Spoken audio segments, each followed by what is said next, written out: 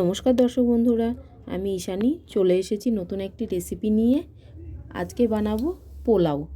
প্রথমে পোলাও বানানোর জন্য কড়াইয়ের মধ্যে সাদা তেল দিয়ে তাতে কিছু গোটা গরম মশলা এবং তেজপাতা ফোড়ন দিয়েছি।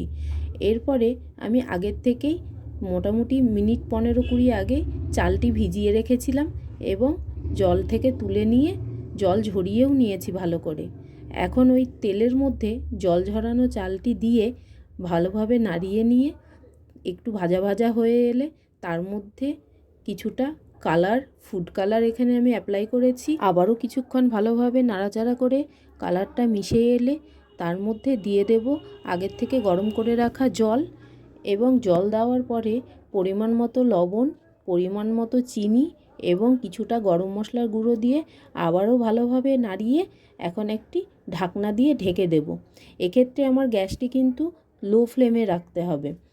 তারপরে আস্তে আস্তে মাঝে মাঝে নাড়িয়ে চাড়িয়ে নিয়ে একদম জল শুকিয়ে নিলেই রেডি হয়ে যাবে পোলাও। এভাবে একদিন বাড়িতে আপনারাও ট্রাই করে দেখুন, খেতেও দুর্দান্ত হয়। হ্যাঁ, তবে অবশ্য নামানোর আগে আমি ঘি ছড়িয়ে নিয়েছিলাম। প্রচণ্ড সুন্দর হয়েছিল খেতে, আর আমি চিকেনের সঙ্গে পরিবেশন করেছিলাম।